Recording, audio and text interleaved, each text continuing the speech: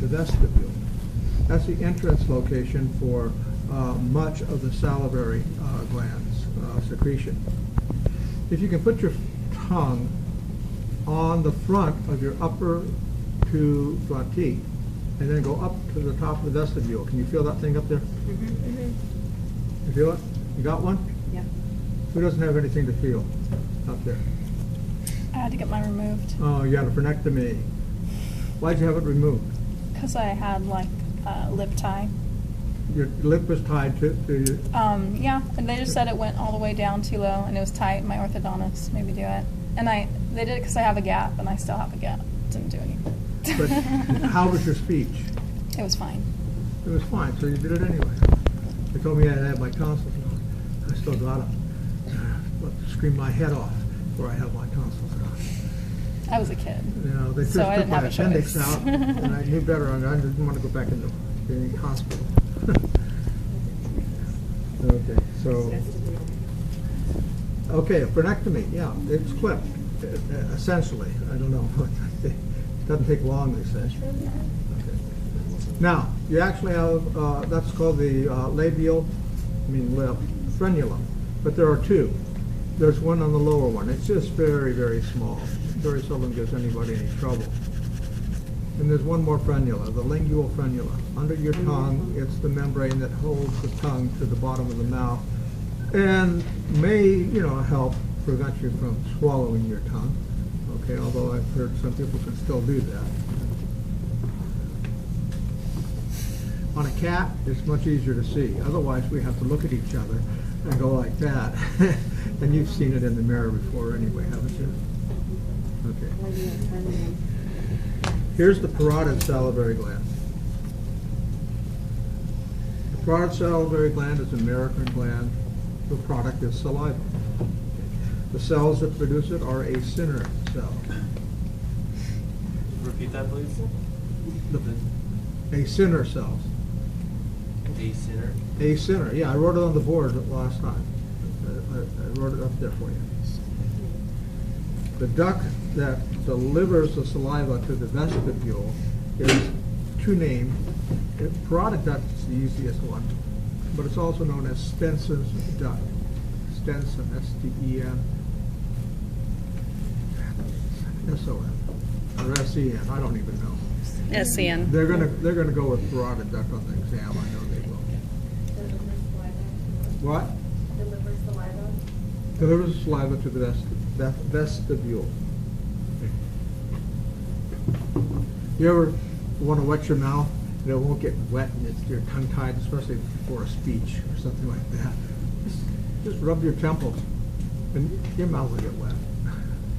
Okay, you'll force that stuff out.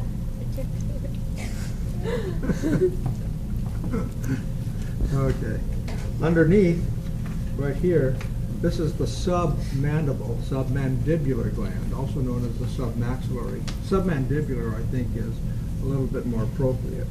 It's submandibular if we want to refer to the bone it's next to. Submaxillary if we want to talk about the maxillary vein and artery, which it's near as well. Okay, same function.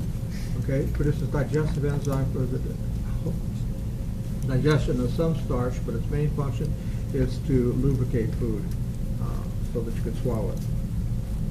The sublingual glands are not shown here, but they are on this side. They're underneath the tongue. Okay, and these are the ones that enter in, secrete directly into the oral cavity. Sublingual ducts drain the sublingual gland. On the tongue, the only thing you need to do is identify the taste buds when you see the slide. Okay, I showed it to you there. You'll see it all again. Hard palate, I showed you the other day here. The bony portion, and then the part without bone, quite flexible, is the soft palate. Of the teeth types, okay, the first incisors. You find the page that has that on it. They're easier to see on us than they are on the cats. The cats sometimes use this. I know we used to always ask, but now half the time it's asked, half the time it isn't. I don't set up this test, and you should know it anyway. On the human, the four upper middle teeth and the four middle lower teeth are incisors. They're meant to bite something off, okay? To bite anything. Piece of cheese, carrot. Then on following those, four incisors are canines. The canines are meant to tear or to rip. As you get older, you wear those down. Many people do anyway, depending upon their diet too. And they can become rather dull or not. And then when you get a root canal, the dentist will ask you, do you want me to make it sharp or not? You know, when you get it repositioned. Following the incisors, you have premolars and molars. The premolars are also known as bicuspids. I'm not going to ask you how many bicuspids, how many molars. Of course, that varies on whether or not you have your wisdom teeth still or not. And the function of all of them is to grind. Premolar and molars to grind. When we look at the cat, you're going to see that the cat's molars are sharp. They're really still for cutting.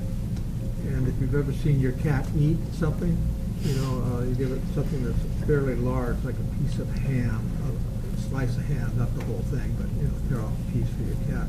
It'll eat it sideways usually, so that it keeps falling on the incisors until it finally gets cut. So you can't chew it. Okay. I don't know, let's make a collection of a spot where these things are so that you can look at them later.